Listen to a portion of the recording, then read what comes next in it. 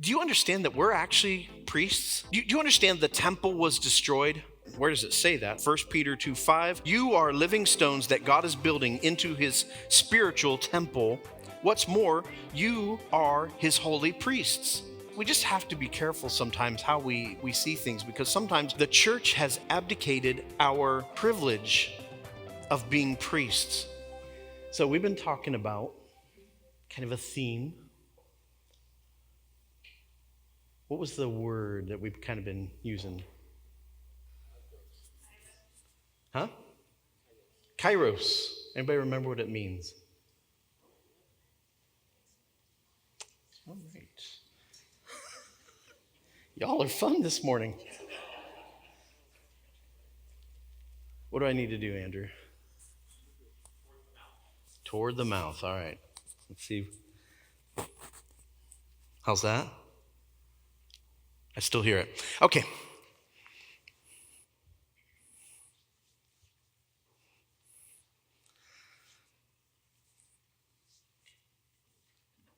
I feel like we're in an important time, and the decisions we make right now are going to have profound impact on how we navigate this next season.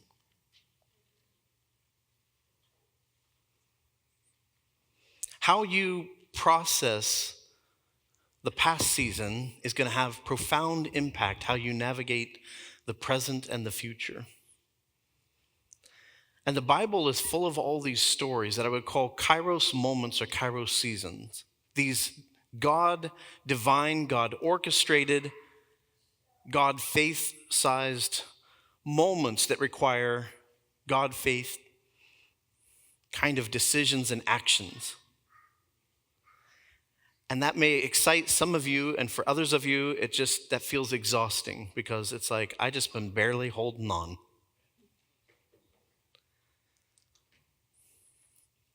But how do you get from one season to the other? What do you do in the in-between? What do you do with the tension that exists that we all face? That it's like, I know what I'm experiencing now, but I also know what the word of the Lord is. I know what I've been dealing with and what I've been battling or whatever it is, but I also have this sense that something is happening. There's more. How do you stand in the tension of those two? And it can be difficult. I think one of the keys, honestly, is exactly what we were doing this morning. It's being able to stand in the tension of those two and be able to praise and worship the Lord. I'm trying to figure out where to go and how to cut, but we started each of the last few weeks with this passage in Isaiah 43, and I want to start each week with that because I think it's important. I think it matters for this moment right now. Stop dwelling on the past. Isaiah 43. There are times sometimes we're still in the middle of something. We haven't seen the fulfillment. We haven't seen breakthrough. We're still wrestling. And it's in that sometimes we need to stop dwelling on just the past. Are those things real? Yes. Do they have an impact? Yes. Is it challenging? Yes. Yes, yes, yes. Stop dwelling on the past. That can't be the only thing that we do and the only thing we focus on. Don't even remember those former things. I'm doing something brand new.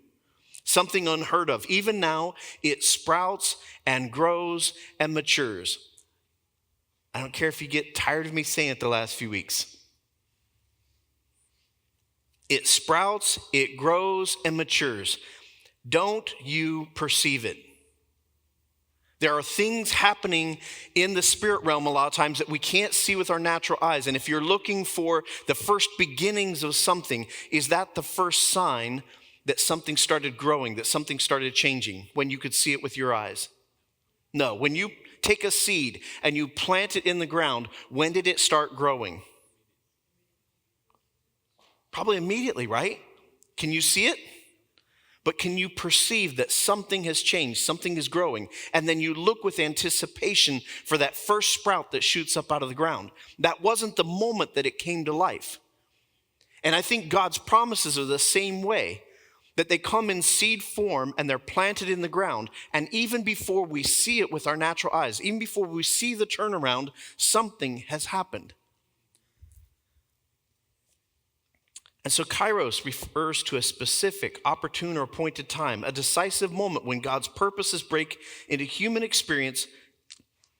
It signifies a God-given opportunity, a critical juncture demanding a timely response. Can you perceive that we're entering into a new season? Now, here's the thing. Again, we have to check our heart with everything. We can become a skeptic. We can become critical. Like, we can become offended about every little thing. You have the opportunity when you come in here every week to be offended about so many things. It's the truth. It's a choice, though. You can come in here, you could be offended, you become critical about each other and different things. You could be offended and critical by the band. Maybe you were offended by just some things with Laura right there. And you're for sure have the opportunity with me every week. I assure you. But it's this heart posture. And so we've been talking about the children of Israel and God rescuing them from captivity. Now, how many of you know, it's interesting because did they start out as captives? It's a weird story because actually it's one of the few times that they didn't end up in captivity because of their own stupidity. God actually leads them into this land and has provision taken care of during a famine, and they grow and they multiply. And the Egyptians come to the realization that, like, man, they have grown so much, like they are fruitful and multiplying at such a rate that, like, they outnumber us, they could overpower us. And so what do they decide to do? Well, we're going to put them under a new mentality. We're going to make them our slaves.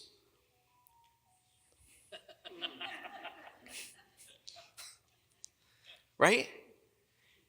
How does that apply to us? I think there's times when we blame everything on the enemy. And actually, we become a slave just because of our own attitude, our own mindset. Whether it's something in the past, it's things we go through. When we were free all along, the Israelites were free. They allowed themselves to become a slave. And so I think there's just some things in here that I feel like the Lord is preparing us as we enter into a new season. But there's some lessons that we can learn in this. So God comes along and says, I'm going to deliver you. I'm going to deliver you from Egypt. He sends Moses. All the stuff happens, right? There's the miracles, the signs, the wonders. And then he leads them out. And it says he doesn't lead them through the shortcut. He leads them the long way around. And actually they leave. And he says, now I want you to go back. I want you to go backwards. That sound like any of our stories sometimes. Like, wait a minute, right? But God had a purpose in it. He wanted his glory to be demonstrated. He wanted to deal with the enemy once and for all. And so they are led through this journey of the wilderness with God, right? He goes before them, he goes with them, he goes behind them, he's protecting them, he's delivering them, he's leading them, and all along the way, they're just worshiping and praising God. And so each step, God does this, he opens like, thank you, God, that's amazing. Thank you, God, that's amazing.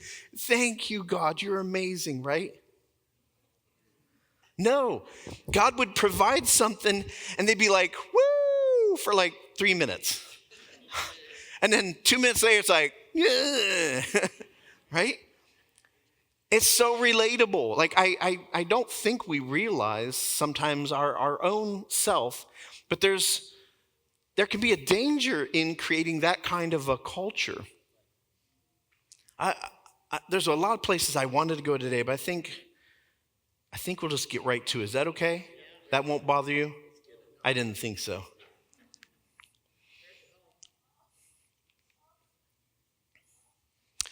Let's go to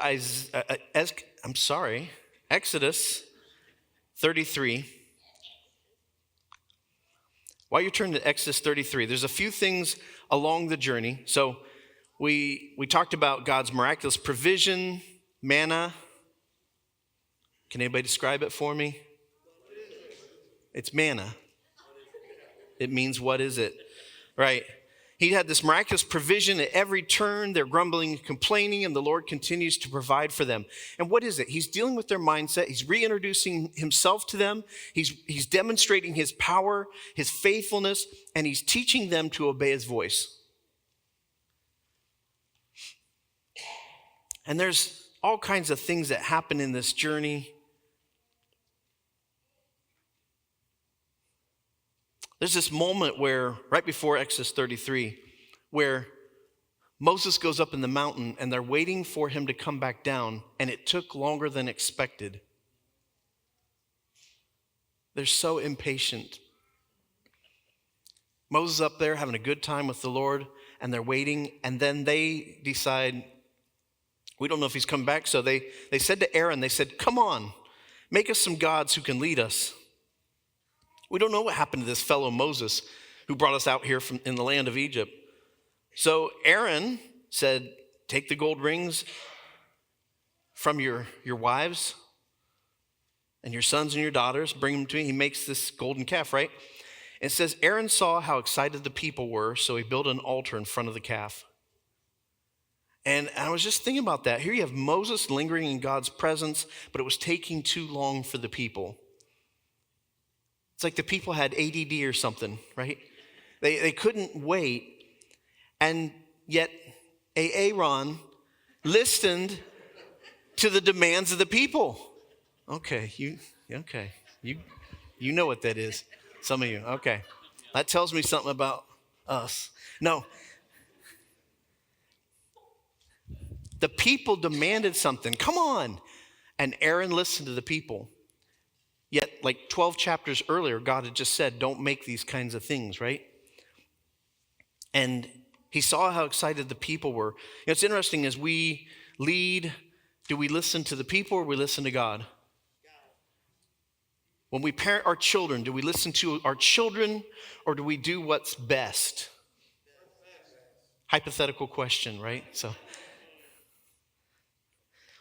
that takes us to Exodus 33. And I want to read a couple passages to you. The first is in Psalm 78:40 through 43. It says, how often they rebelled against him in the wilderness and grieved him in the... Who's him? God. They rebelled against him in the wilderness and grieved him in the desert.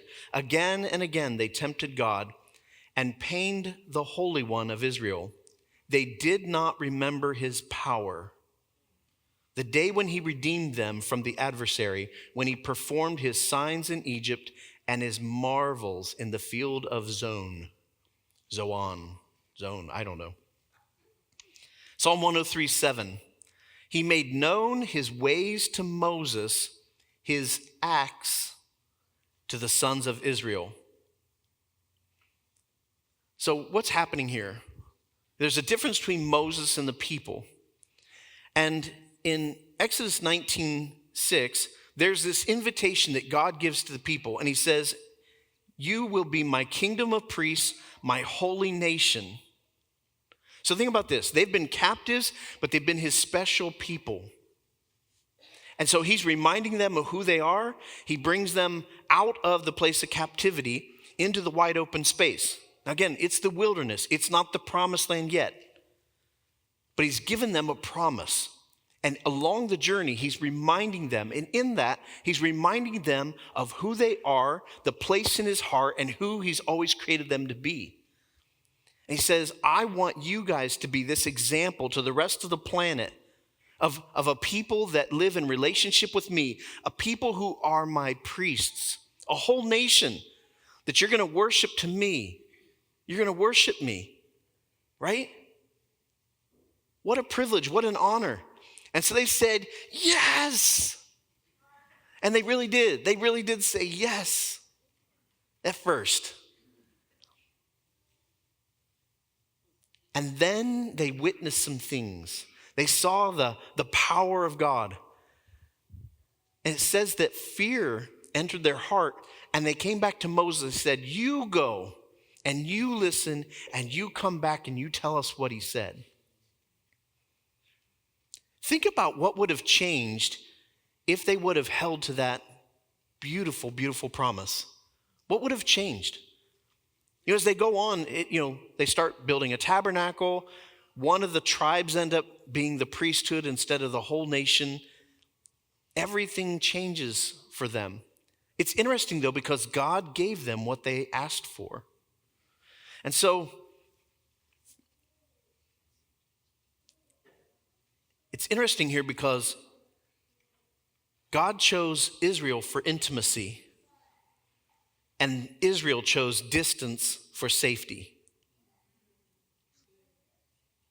He chose them for intimacy. They chose safety. And God extended an invitation into the throne room for intimacy.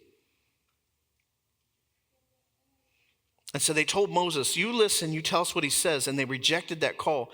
And I would say a lot of the church does the same thing today. Do you understand that we're actually priests? Do you understand the temple was destroyed?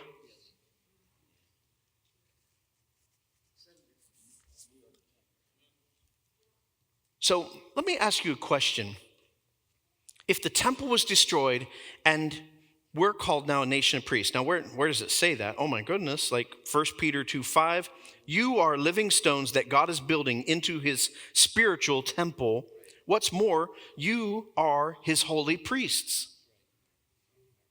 Yeah, but what about when they build the third temple? How many of you, don't raise your hand. I want to ask you a question.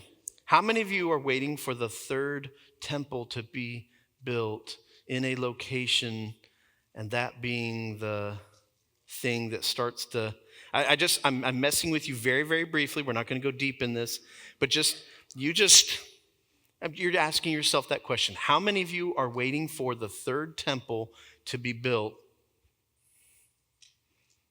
as the sign, as the event that starts to change things? It's the sign of the end times and all those things. Let me ask you a question. If he destroyed the temple and the priesthood, he destroyed the records of the priesthood, so no family lineage could be linked anymore. So there couldn't establish a priesthood. You had to prove your lineage to actually do that. All of it destroyed. Why would there be a need for another temple when he said, you are the temple and you are my priests? Let me put it this way. If Jesus did all these things when he was here and he got victory, then why would we need another temple built? And why would he need to come again to rescue again and bring another victory? We just have to be careful sometimes how we see things, because sometimes, again, the church has abdicated our privilege of being priests. And even in our Western culture of what church is and what it's meant to be, many people have said it's okay because we have the worship team that does the worship part. We have somebody else that comes and does the stuff. And if we could actually get a hold of this and realize that if in this whole room we are all priests, and our role, our existence here is to minister unto the one, and that we actually have an effect in our worship, in the words that come out of our mouth, imagine what would happen. That we actually contain more power and authority that we realize over our circumstances. It's almost like people have become just like the children of Israel, that even though they weren't prisoners and captive initially, they allowed in their own mind to be taken over. What if you contain more power and authority that you realize that you're not a victim? You're not a victim of your circumstances. And so we see this thing happen with the Israelites, and God is walking them through the wilderness to teach them who he is again. He's like, let me reintroduce myself to you. Let me show you who I am. And he's giving them an invitation, and they refuse the invitation. And so Exodus 33, verse 12, it says, one day Moses said to the Lord, you have been telling me, take these people up to the promised land, but you haven't told me whom you will send with me. Now, Moses, interesting guy. Powerful, right? Moses, was he powerful? Did Moses have a voice? And yet, Moses has this constant need for affirmation. Moses has this constant need for some sign, somebody else to go with him. And God is having to constantly say, fine, what do you have in your hand? You have a rod. Okay, let's use that. Like, it's like he's a small child and he needs his blankie. Am I wrong? And so God, it's just, this shows you how patient and kind he is. And we're not much different from him. How many times has God told you to do something and we just have all the things? Like Moses is saying, like, I'm not good with my words. I don't know the words to say. Like, send somebody else with me that can speak for me. How many of us do that in the room? Go ahead and raise your hand. How many of us do that in the room? You're waiting for some other person. You're waiting for some sign or him to, write it on the wall, write it in the sky. Like, I need confirmation, so I'm doing your will, God. He's saying, I already told you what to do. So once again, Moses is like, who are you going to send with me this time?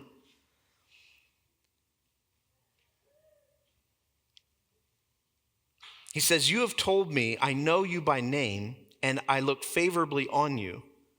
And if it's true that you look favorable on me, let me know your ways so I may understand you more fully and continue to enjoy your favor. And remember that this nation is your very own people. The Lord replied, I love that he's reminding the Lord. Moses has such a unique relationship with God that at times it's like he's trying to talk him out of something. He's reminding him of things. Like, do you ever do that? I just want to remind you, God. And the Lord replied, I will personally go with you, Moses, and I will give you rest. Everything will be fine for you. Then Moses said, if you don't personally go with us, don't make us leave this place. How will anyone know that you look favorably on me and on your people if you don't go with us? For your presence among us sets your people and me apart from all other people on the earth. And the Lord replied to Moses, I will indeed do what you've asked. For I look favorably on you, and I know you by name. Moses responded, then show me your glorious presence. The Lord replied, I will make all my goodness pass before you, and I will call out my name, Yahweh, before you. For I will show mercy to anyone I choose, and I will show compassion to anyone I choose. So Israel was acquainted with the acts of God. Moses was acquainted with his ways. Moses took the acts of God and he discovered his nature, the one that had made a covenant with him.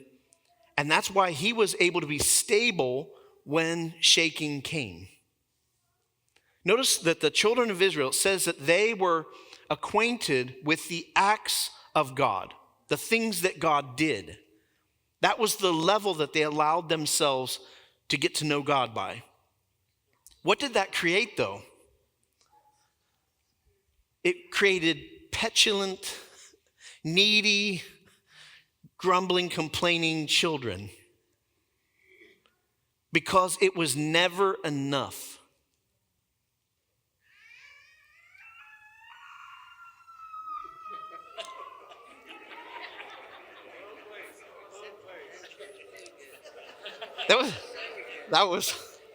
That was amazing. Seriously. Thank you. You can't make this stuff up.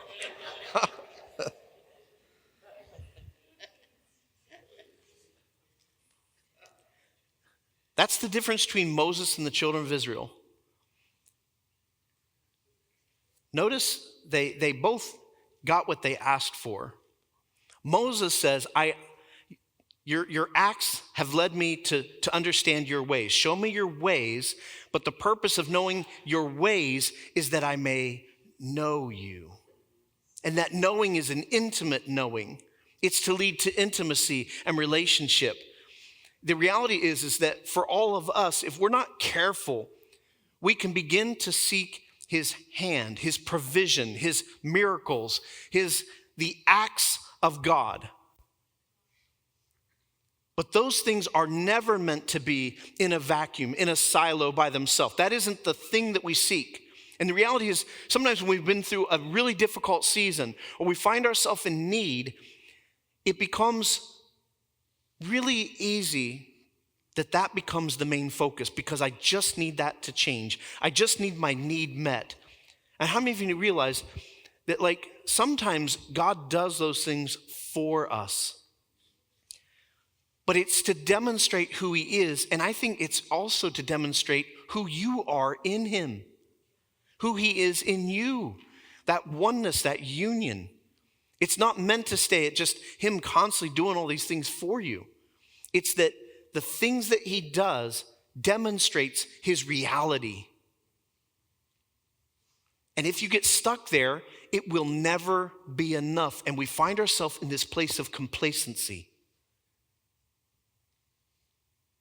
We find ourselves in this place where it's like, I'm just not impressed unless he's doing something new.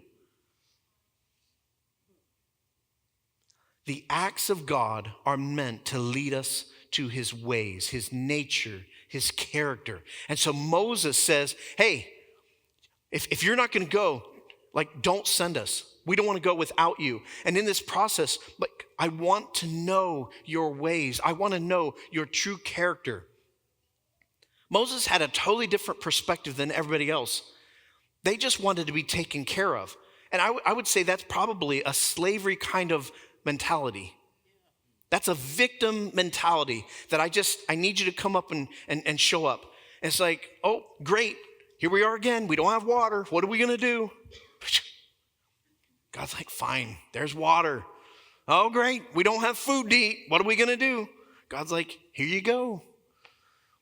You know, day 3, it's like,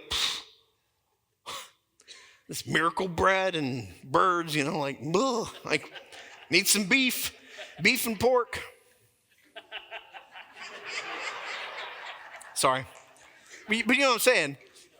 Like, it's just never enough. Moses has this curious nature about him to go, I'm seeing you do these things, and it's revealing who you are. That in all of this, there's your grace and your mercy and your goodness. And so even this curious nature about him to go, you know what, God, like, it's not enough that I just see your miraculous acts, but like, would you show me your ways? And he even goes one step further to go, would you show me your glory?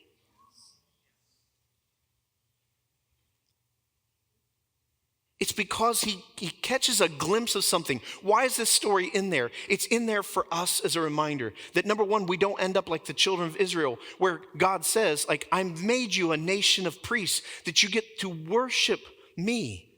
You get to honor me. You get to glorify me. And in that, what's happening? It's a reciprocal relationship. Or we end up in this kind of context where it's like, you know, I let everybody else do the thing, and like worship's going on. And it's like, it's going a little long today.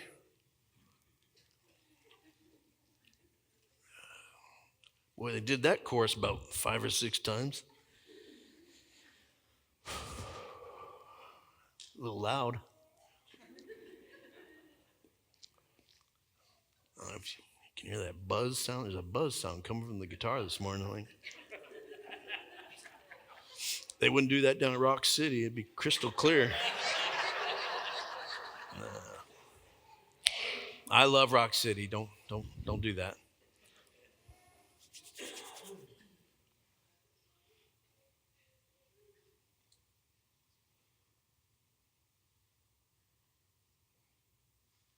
There were lessons that they were intended to learn along this journey.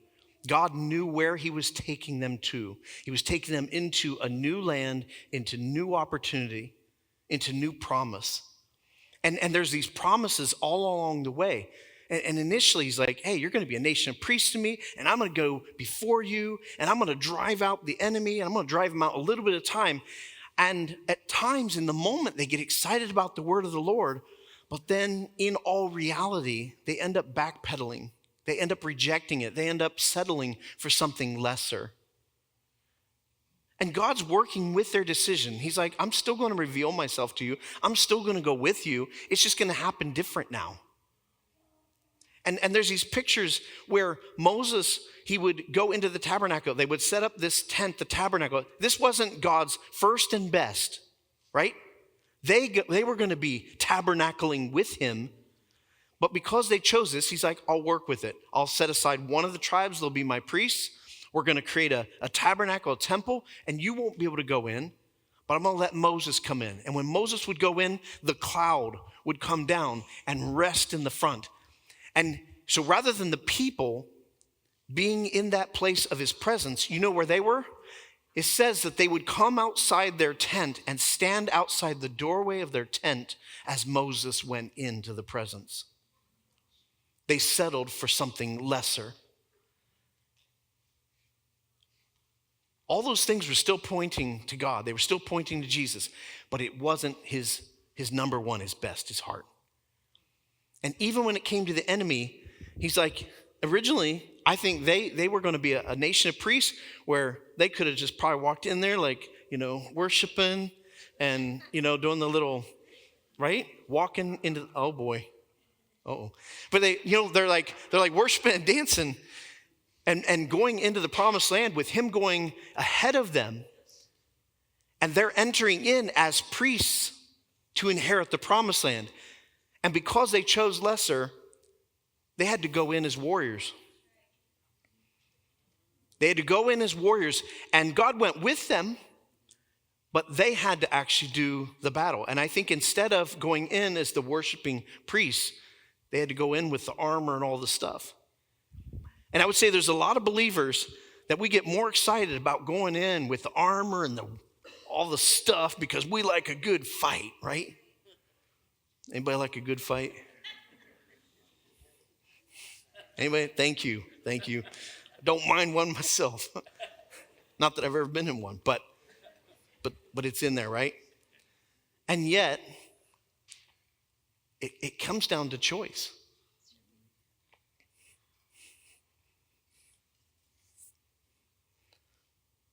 So when Moses saw the acts of God, it took him into a deeper understanding and knowledge of God's nature. Israel saw the same exact miracles as Moses did, but didn't let those shape how they viewed and trusted God. And so the testimonies that we see in Scripture, they reveal who God is, not just how he operates, but it reveals his character, his nature, helps us establish trust in him, confidence in his goodness. And Israel became complacent, constantly needing another one to confirm his reality. And in the process, they became discontent. They wanted to see his intervention without seeing and knowing him. And this is my caution to us as a people that believes in the power of God, that believes that healings and miracles and signs and wonders still happen on the earth. That reality doesn't matter if I'm actually witnessing one in the thing that I'm believing for right now, but it's, can you stand in the tension of knowing who he is, his nature and his ways, and this thing in the middle that you're still waiting for. And it may be something you really need. It may be something you really you care deeply about. Trust me, he cares just as deeply as you do. But can you stand in the tension of those realities and still not having seen it, that it does not diminish your confidence and your trust and your knowing him? It's so key. Are you able to stand in the tension and still worship him? Is it possible that like the breakthrough and the victory that you need is actually in your ability to, in the middle of those moments and circumstances, to just stand and worship him? Regardless of what you see with your eyes, regardless of what you experience. It isn't blind faith. It's just that I've put absolute faith in who he is.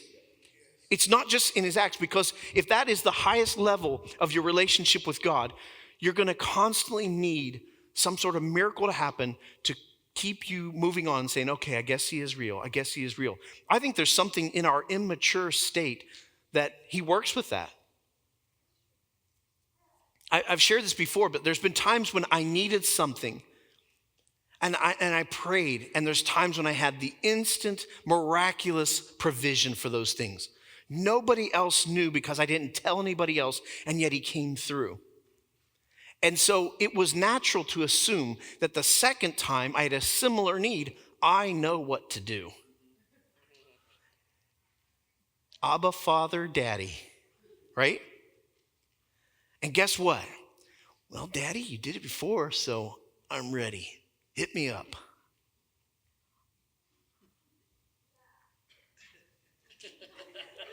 I'm ready. Oh, wait, I gotta. I'm ready. Like, it's like you start doing all the things I know to do. I'll say, wait, did I confess with my mouth? Did I bind it and loose it? Oh, wait, I forgot step 3. No, it's a life lived with the Holy Spirit. That's the privilege that me, as the temple of the Holy Spirit, I'm living and walking with the Holy Spirit. The same as the cloud and the fire that led them and all that. Now, he resides within me to lead me and guide me. And maybe that time, he did what I asked. He provided what I needed in that way. But it was to demonstrate who he is. That was his acts. But that should lead me to this curious journey to go, you know what, God, you are so good. And you did provide. And I thank you. And I know that you'll do it again. But he may say the second time, like, I'm not going to just put it in your hand. The next time, he may want me to take a step. He may want me to take a step of faith. He may want to put an idea in my mind, and rather than somebody provide it for me, he may put the provision within me. Well, I don't want to do it that way. I like that other way better. How many of you know, though, that the thing that he births within you may be the release for others as well? And that if he just did it for me all the time, I don't learn who he is in reality, and I don't learn who I am in him. And that the breakthrough that we get oftentimes is the breakthrough for somebody else. That need, that provision. Well, if I just want him to just provide for me all the time, what have I really learned? And maybe he wants me to grow some muscles. So the second time that I have financial need, he says, you know what? That was great. And I understand you still have a need, but I see the bigger need, and I want to develop you because you haven't learned how to handle and manage money. I say it's because finances is a big thing for a lot of people a lot of time. And so we live like paupers because we're just waiting for another miracle. I'm just going to the mailbox looking for a check. Do those things happen? Yes. Does it happen every time? No. There's times in it he wants you to grow up, and he's saying, how about you just like show up to work on time? How about you treat work as worship? How about you quit grumbling about your boss? God, I'm not getting that promotion, the thing they promised me. I did that. And then I started grumbling. Was I deserving of it? Did they promise it? Yes. And you know what? I hadn't done anything to deserve that delay until I stopped working as worship and I started grumbling and complaining. Then my performance dropped, and it would be justified that delay comes. Does that make sense? There's just things that he wants us to grow up. There's things where it's like, well, God, I want money so I can bless people. And he says, how about you start with what you have? Because listen, these are mindsets that have to break. A lot of times it's like, well, I'll start blessing people. I'll start giving, when it comes in. It doesn't work that way. You start with what's in your hand. It is the seed. And if it's not put in the ground, if it's not sown, it's not going to grow into anything. God is more concerned about our development, and our development happens in a relationship. And I just want to be careful that, I think sometimes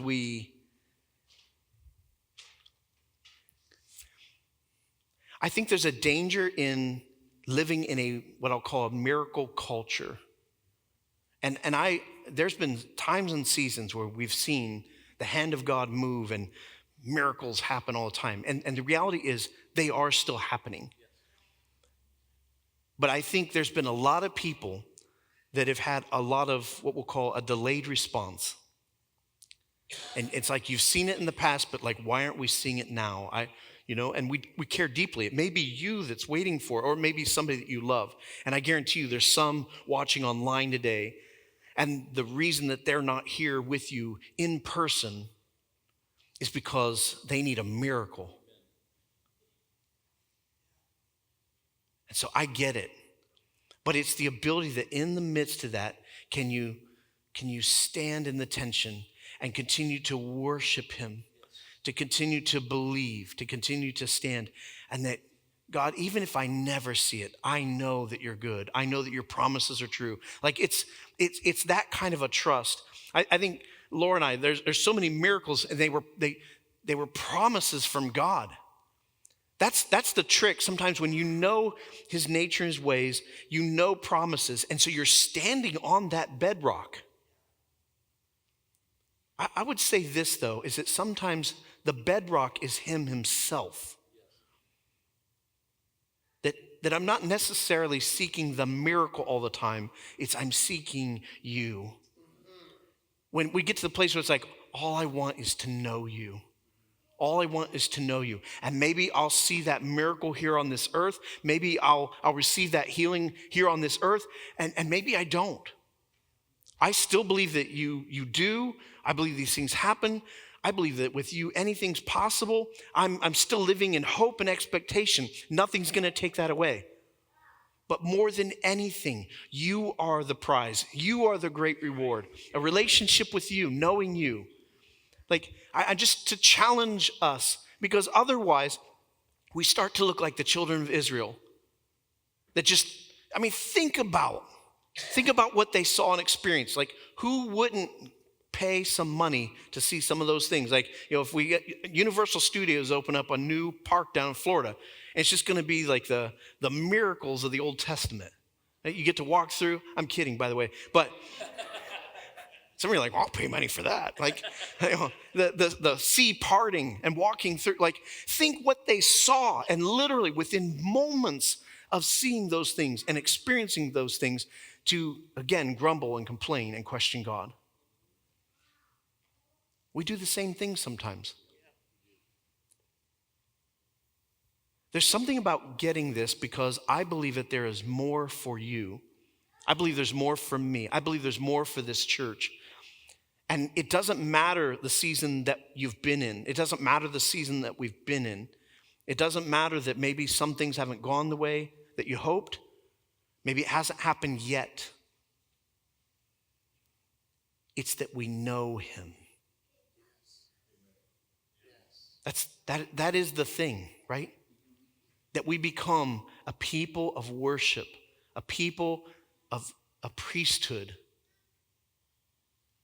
It's this partnership with God. I believe, and I've been leaning into this. I mean, there's been a little bit of frustration, if I'm honest, in my own self, to say, where are the miracles, the signs and wonders, the healing, like, right? And they are happening. Don't get me wrong, but like, I have friends, we have family here at the church that need.